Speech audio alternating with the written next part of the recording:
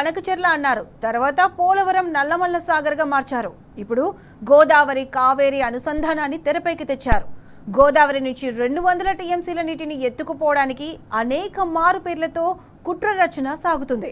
కేంద్ర ప్రభుత్వాన్ని ముందు పెట్టి చంద్రబాబు ఆడిస్తున్న నీటి నాటకాలకు అంతే లేదు. పేరేదైనా తెలంగాణ నీటి వాటను కొల్లగొట్టుకుపోవడమే అసలు లక్ష్యం. నీటి దోపిడీని అడ్డుకోవాల్సిన రేవంత్ ప్రభుత్వం దొంగలకు సద్దులు కట్టడంలో నిమగ్నం అవ్వడమే మహా విషాదం.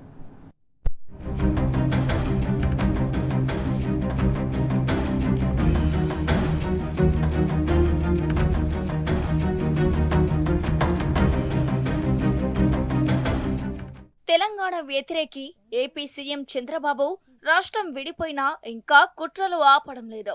ఉమ్మడి రాష్ట్రంలో తెలంగాణ ప్రాంత సాగునీటి ప్రాజెక్టులపై కుట్రలు పన్ని కృష్ణా జలాలను సీమాంధ్రకు దోచిపెట్టిన ఈ ఆంధ్రబాబు ఇప్పుడు మరోసారి తెలంగాణ హక్కు జలాలపై పంజా విసిరేందుకు సిద్ధమయ్యారు. నౌ ఆర్ నెవర్ అనే రీతిలో గోదావరి జలాలను తన్నుకుపోయేందుకు పదే పదే ప్రయత్నాలు చేస్తున్నారు. అందుకు కొత్త కొత్త ప్రతిపాదనలను తెర మీదికి తెస్తున్నారు. ఇంతకు ముందు ఉన్న కేసీఆర్ ప్రభుత్వంలో బాబు పప్పులు ఉడకలేదు. ఇప్పుడు తెలంగాణలో ఉన్నది చంద్రబాబు అనుకూల ప్రభుత్వం. అసలు కాంగ్రెస్ ను మింగిన పచ్చ కాంగ్రెస్. అటు కేంద్రంలో ఉన్నది బాబు మద్దతుతో నడుస్తున్న మోదీ ప్రభుత్వం. దీంతో తెలంగాణ గోదావరి జలాల్ని శాశ్వతంగా కొల్లగొట్టేందుకు ఇంతకంటే మంచి తరుణం దొరకదని గ్రహించిన చంద్రబాబు కుట్రలకు తెరలేపుతున్నారు. మొదట బనకచెర్ల, తర్వాత నల్లమల్ల సాగర్, ఇప్పుడు కేంద్రం సంఖలో చేరి గోదావరి కావేరి అనుసంధాన ప్రాజెక్టు పేరిట తెలంగాణపై దండయాత్ర చేస్తున్నారు.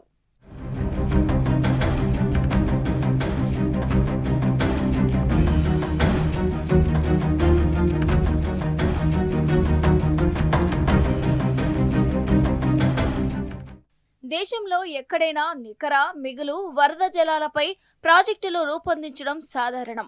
కానీ చరిత్రలోని తొలిసారిగా సముద్రంలో కలిసే నీళ్లు అంటూ చంద్రబాబు పోలవరం బనకచెర్ల లింకు ప్రాజెక్టును రూపొందించి ప్రపంచానికి పరిచయం చేశారు. 200 టీఎంసీల గోదావరి జలాలను ఏపీకి తరలించేందుకు 81,000 కోట్లతో ఈ ప్రాజెక్టును రూపొందించారు. తెలంగాణకు దక్కాల్సిన జలాలను తరలించే ఈ కుట్రను బీఆర్ఎస్ ముందుగానే గుర్తించింది. పెద్ద ఎత్తున పోరాడి రాష్ట్రానికి పొంచి ఉన్న ముప్పుపై సమాజాన్ని అప్రమత్తం చేశాయి. కానీ రేవంత్ సర్కార్ నిమ్మకు నీరెత్తినట్టుగా వ్యవహరించింది. దీన్ని ఆసరాగా చేసుకొని చంద్రబాబు పోలవరం బనకచెర్ల ప్రాజెక్టుకు సంబంధించిన PFR ను కేంద్రానికి సమర్పించినట్టు ప్రకటించేశారు. కేంద్రం నుంచి అనుమతి రాకుండానే టెండర్లను సైతం పిలిచారు. అయినా కాంగ్రెస్ ప్రభుత్వం కిమ్మనలేదు. చివరకు తెలంగాణ సమాజం నుంచి వ్యతిరేకత రావడంతో తప్పని పరిస్థితుల్లో ప్రాజెక్టుపై అభ్యంతరాలు వ్యక్తం చేయడం మొదలుపెట్టింది. ఆ ఫిర్యాదులతో కేంద్ర సంస్థలైన NWDA, PPA, కో-బేసిన్ రాష్ట్రాలు కూడా ఏపీ ప్రతిపాదనలపై అభ్యంతరాలు తెలిపాయి. తెలంగాణ పోరాటానికి చివరకు కేంద్రం కూడా స్పందించాల్సి వచ్చింది. పోలవరం బనకచెర్ల ప్రతిపాదనలు కేవలం పరిశీలనలోనే ఉన్నాయి తప్ప అనుమతులు ఇవ్వలేదని సన్నాయి నొక్కులు నొక్కింది. దీంతో చంద్రబాబు ప్లాన్ మార్చి రాజీ మంత్రం జపించారు. సీఎం రేవంత్ రెడ్డి ఈ ప్రతిపాదనను తిరస్కరించకుండా పరస్పరం కూర్చొని మాట్లాడుకుందామంటూ ఓపెన్ ఆఫర్ ఇచ్చారు. దీంతో మరోసారి తెలంగాణ ప్రజలు తీవ్ర ఆగ్రహం వ్యక్తం చేయగా కాంగ్రెస్ ప్రభుత్వం ప్లేటు ఫిరాయించింది. చంద్రబాబు ప్రతిపాదనలపై వ్యతిరేకత వ్యక్తం చేశారు. చివరికి గోదావరి బనకచెర్ల పాచిక పారేలా లేదని అర్థమై చంద్రబాబు వెనక్కి తగ్గారు.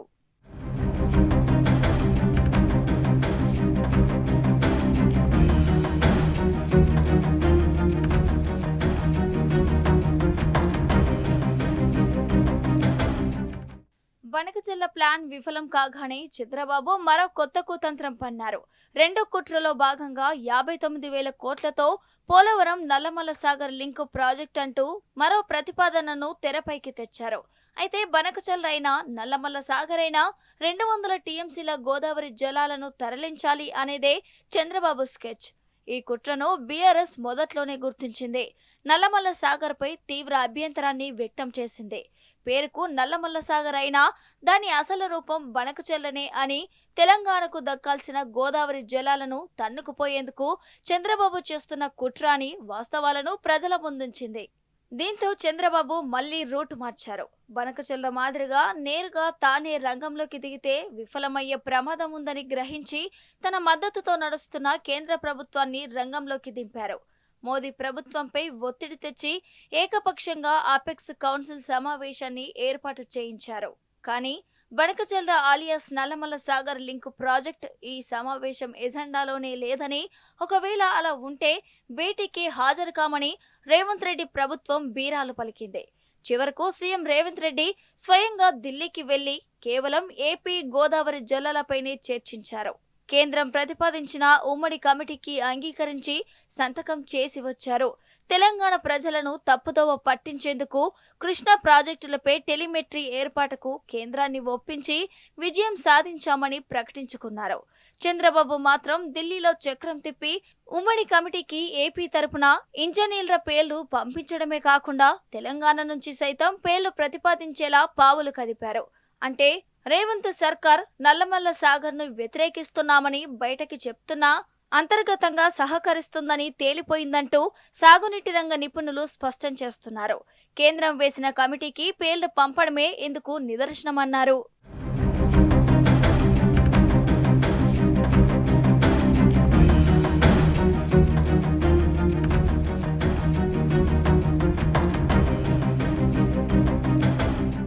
బనకచెర్ల నల్లమల్ల సాగర్ రెండు ప్రయత్నాలు సఫలం కావడం లేదని చంద్రబాబుకు అర్థమైంది.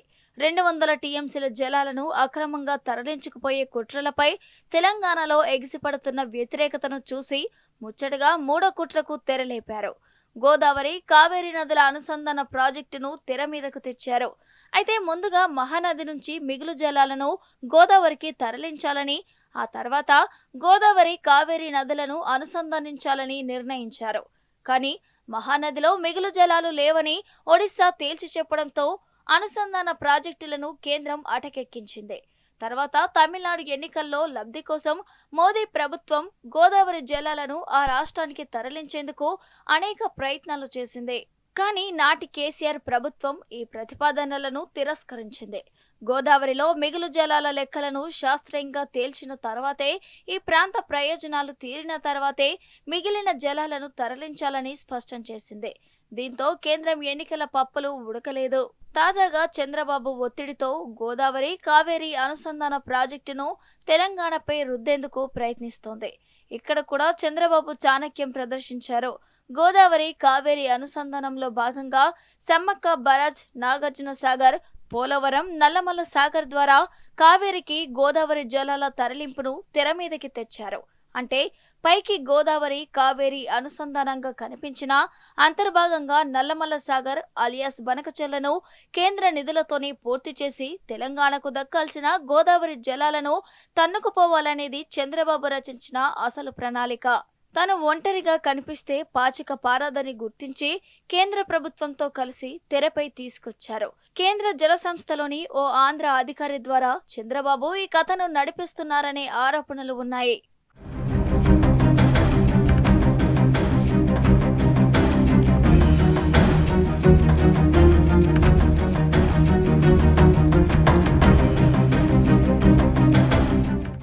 కేంద్ర ప్రభుత్వం పాలమూరు రంగారెడ్డి ప్రాజెక్టు డిపిఆర్ను వెనక్కి పంపినా కాంగ్రెస్ సర్కార్ కిక్కురుమనలేదు. అలాంటిది కొంతకాలం కిందట కొత్తగా అనుమతుల నాటకాన్ని తెరపైకి తెచ్చింది. మైనర్ ఇరిగేషన్లో పొదుపుగా చూపిన 45 టీఎంసీలకు మొదటి దశ కింద అనుమతినివ్వాలంటూ మంత్రి ఉత్తమ్ కుమార్ రెడ్డి కేంద్ర ప్రభుత్వానికి లేఖ రాశారు. దీనిపై లోతుగా ఆరా తీయగా కేంద్ర జల సంఘం చైర్మన్ హైదరాబాద్కు వచ్చినప్పుడు జరిగిన చర్చల్లో ఆయన సూచన మేరకే మంత్రి ఉత్తమ్ ఈ లేఖ రాశారని తేలింది.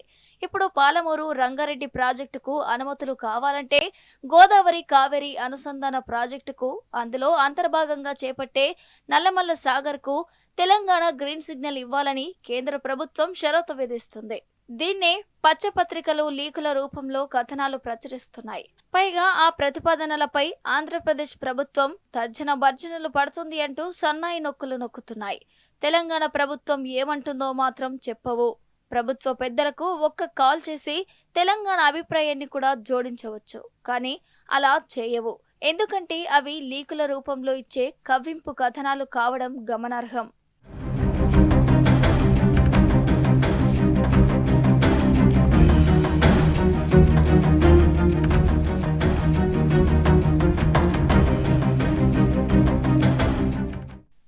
చంద్రబాబు నేరుగా రంగంలోకి దిగిన కేంద్రంతో కలిసి ఒత్తిడి చేసిన తెలంగాణ సమాజం బనకచెర్ల నల్లమల్ల సాగర్ ప్రాజెక్టులపై పోరాటం చేస్తుండటంతో మరోసారి ఆయన కుట్ర బుద్ధికి పదును పెట్టారు. గోదావరి జలాలను తన్నుకుపోయేందుకు ఈసారి ఏకంగా బ్లాక్ మెయిలింగ్ కు దిగారని సాగునీటి రంగ నిపుణులు ఆరోపిస్తున్నారు. పాలమూరు రంగారెడ్డి ప్రాజెక్టును పావుగా వాడుకుంటున్నట్టు చెప్తున్నారు. 2.5 ఏళ్లుగా పాలమూరు ప్రాజెక్టు పనులను పడావు పెట్టిన రేవంత్ సర్కార్ అకస్మాత్తుగా ఈ ప్రాజెక్టుపై దృష్టి సారించినట్టు నాటకీయ పరిణామాలను సృష్టించడం చంద్రబాబు ప్లాన్లో భాగమేనన్న ఆరోపణలు ఉన్నాయి.